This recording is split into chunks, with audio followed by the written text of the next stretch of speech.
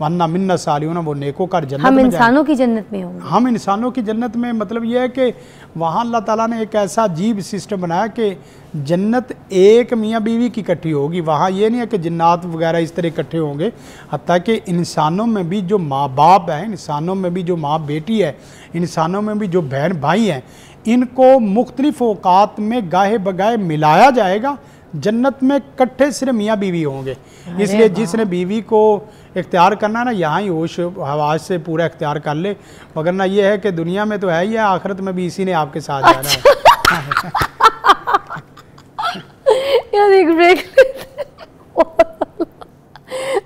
वन्ना मिन्ना सालियून, वो नेकोकार जन्नत हम में इंसानों की जन्नत में होंगे। हम इंसानों की जन्नत में मतलब ये है कि वहाँ अल्लाह ताला ने एक ऐसा अजीब सिस्टम बनाया कि जन्नत एक मियाँ बीवी की इकट्ठी होगी। वहाँ ये नहीं है कि जन्नात वगैरह इस तरह इकट्ठे होंगे, हत्ता कि इंसानों में भी जो माँ बाप हैं, इंसानों में भी जो माँ बेटी है, इंसानों में भी जो बहन भाई हैं, इनको मुख्तलिफ औकात में गाहे बगाहे मिलाया जाएगा।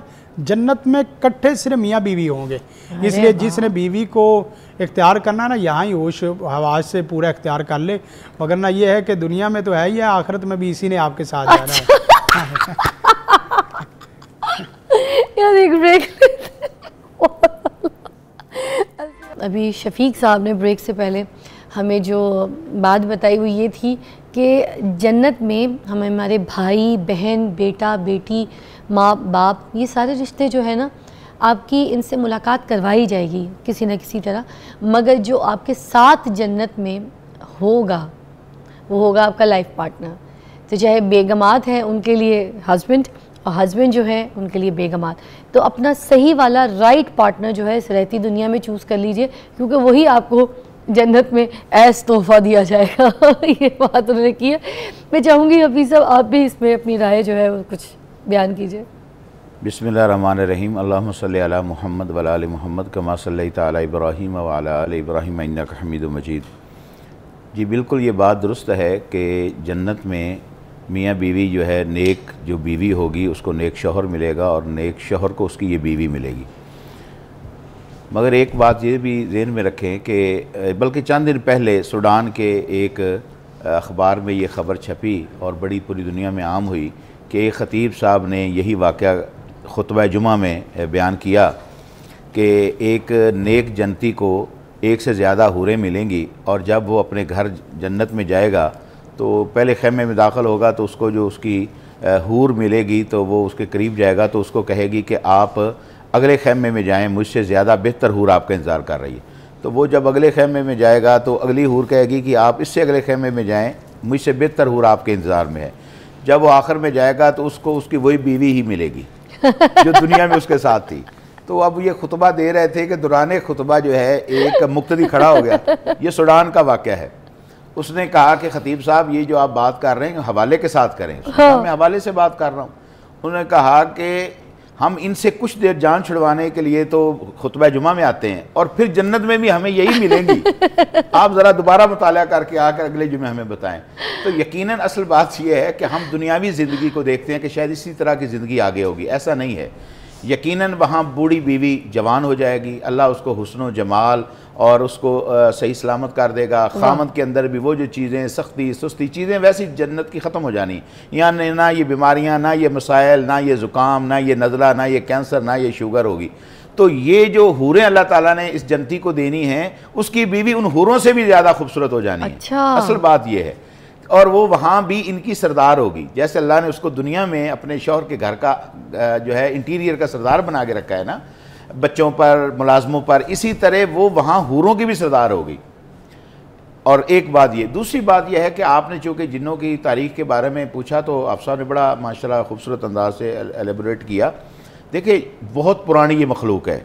जब अल्लाह ताला इंसान को पैदा करने लगा तो फरिश्तों ने अल्लाह को कहा कि या अल्लाह इनको ना इंसान को पैदा कर। इससे पहले चूँकि जिन्नात पैदा किए जा चुके थे और जिन्नात ने जो हरकतें की थी, फसादात दुनिया में बर्पा किए थे, खून बहाया था, इसकी बुनियाद पर जो है वो फरिश्ते अल्लाह ताला को ये कहते हैं कि या अल्लाह इनको पैदा ना कर। अल्लाह ने फरमाया कि इन्नी आलम मा ला तालमून, जो मैं जानता हूँ वो तुम नहीं जानते। मुझे पता है कि इंसानियत की पैदाइश की क्या हिकमत है।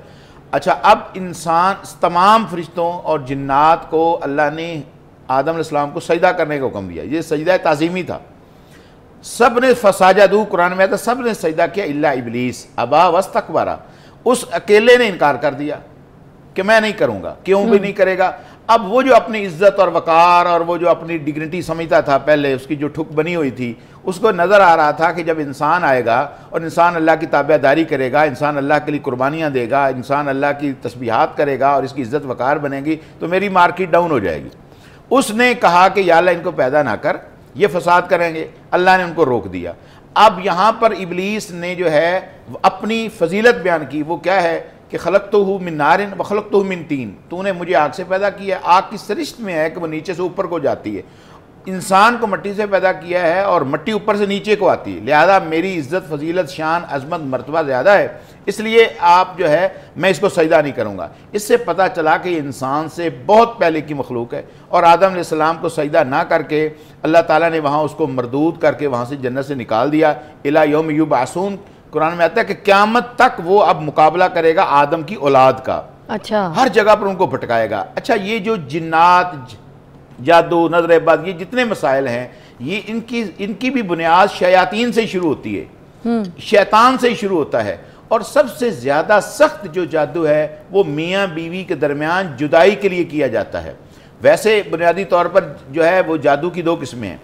एक किस्म यह है कि इंसान के अपना इम्यून सिस्टम जब वीक हो जाता है तो वो उसके ऊपर जिन्नात वगैरह जो है असरात कर जाते हैं। एक यह है कि कोई किसी को जो है वो अमल कर करके उसके पीछे लगा देता है। ये ज़रा मुश्किल होता है क्योंकि इसको प्रसूव पीछे से किया जा रहा होता है, मगर इलाज दोनों का शरीयत में मौजूद है। और जिन्नात का इनकार करना, मैं समझता हूँ कि वो कुरान मजीद में 60 मुकामात हैं जहाँ जिन्नात का जिक्र आया है। अब कुरान मजीद के किसी एक हुक्म का, एक हर्फ का इनकार करना इंसान दायरा इस्लाम से खारिज हो जाता है कि कुरान के 60 मुकामात का इनकार किया। हाफिज साहब इस पे आते हैं, पहले कॉल ले लेते हैं। आयशा है, अस्सलाम वालेकुम। हेलो हेलो आयशा, मुझे आपकी आवाज़ नहीं आ रही, बहुत डिस्टॉर्शन है। टीवी की आवाज़ बंद करके आप हमारी आवाज़ को सुनिएगा, कॉल ड्रॉप हो गई है। अच्छा, मैं यही पूछना चाहूँगी, आगे इसी पे चलते हैं कि जिन्नात का इनकार करते हैं लोग। कुछ लोग तो मानते हैं, कुछ लोग कहते हैं ठीक है, मगर कुछ लोग नहीं मानते। ये जो सूरह जिन नाजिल हुई थी, इसका क्या बैकग्राउंड है, ये क्यों नाजिल हुई थी?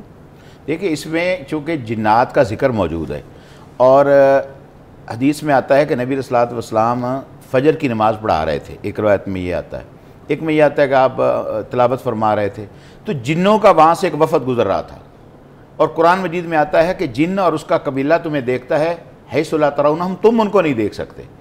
अगर इस वक्त भी हमारी महफिल में वो मौजूद हैं तो हम नहीं उनको देख सकते, वो हमें देख रहे हैं। ये अल्लाह ने उनको ये सलाहियत दी है, मगर ये नहीं है कि वो इंसान के ऊपर गालिब है, इंसान के ऊपर हाकिम है, वो जो है वो ऐसा नहीं है बिल्कुल। जब हमारा ईमान कमज़ोर हो गया है तो हमने उनको अपने ऊपर मुसल्लत कर लिया है। तोहम परस्ती की वजह से, सुपरस्टिशियस होने की वजह से, अकायद की तबाही और बर्बादी की वजह से हमने उनको अपने ऊपर हावी कर लिया और हम जिन्नात की पनाह मांगते थे। जब लोग इंसान की पनाह मांगने लगे तो वो समझ गए ये तो कमज़ोर हैं, और जब इंसान कमज़ोर होता है तो फिर दूसरी ताकत डू मोर करती है, वो और आगे बढ़ती है, वो और मुतालबे करती है। यही हमारे साथ हो रहा है। नहीं, उसी किस्से पे आते हैं फिर उन्होंने जी वो जिन्नात चूँकि वहाँ से गुजर रहे थे और नबी अलैहिस्सलातु वस्सलाम जो है वो आप तिलावत कुरान मजीद की फरमा रहे थे। अब तिलावत की वजह से वो रुक गए। कुरान की यह तासीर है और ये असर है कि जिन्नात का वो पूरा डेलीगेशन जो गुजर रहा था वो रुक गया और रुक के कुरान मजीद सुनता रहा और उन पर यह असर हुआ। इन्ना समेना कुरान अजाबा यहदी इला रुश्द फआमन्ना बिही वलन नुश्रिक बिरब्बिना अहदा। उन पर असर यह हुआ कि वो उस कुरान की बरकत से नबी अलैहिस्सलाम पर ईमान ले आए, कुरान को सच्ची किताब मान लिया, रसूलुल्लाह को अपना पैगंबर मान लिया और ईमान ले आए। और अपने कबीले में भी जाकर कहा कि हमने अजीब व गरीब अल्लाह का कलाम सुना है, हम उस पर ईमान ले आए हैं। वला नुश्रिक बिरब्बिना अहदा, अब हम कभी किसी के साथ अल्लाह की ज़ात और सिफात में किसी को शरीक नहीं करेंगे। क्यों? नबी पर ईमान ले आए थे ना। नबी, हर नबी का काम ही ये है कि वलक़द बअसना फ़ी कुल्लि उम्मत रसूला अन इअ्बुदुल्लाह व इज्तनिबुत ताग़ूत। हर नबी पैगंबर रसूल की आमद का मकसद ये है कि लोगों को लोगों की गुलामी से निकाल कर एक अल्लाह का गुलाम बनाए, उसका इबादत गुजार बनाए। अब जिन्नात ने जो ही रसूलुल्लाह सल्लल्लाहु अलैहि वसल्लम से कुरान सुना तो वो ईमान ले आए और हर तरह के शिरक से उन्होंने इनकार कर दिया। सूरह जिन का चूँकि जिन्नात का इसमें जिक्र है और जिन्नात के इलाज के लिए भी ये बड़ी सूरत जो है वो बड़ी मौसर है। वैसे तो ये जो नाजिल हुई सूरह जिन, इसका बैकग्राउंड मैं आपसे जानना चाह रही थी, मेरा इसका सवाल ये था। बैकग्राउंड यही है कि बाकायदा वो जो कुरान का हिस्सा सुना, फिर अल्लाह ने इसमें उनका जिक्र कर दिया जिन्नात का, कि इस वफद का पूरा उसमें जिक्र हुआ, यही इनका शान नज़ूल है। और इसी को अल्लाह ताला ने जिन्नात जादू के इलाज के तौर पर भी जो है वो इस जो है वो किया जाता है। ठीक है, एक ब्रेक लेते हैं, ब्रेक के बाद आपको दोबारा ज्वाइन करते हैं। आज हम जिन्नात और काला जादू के ऊपर बात कर रहे हैं। Will take your calls as well. Take a break.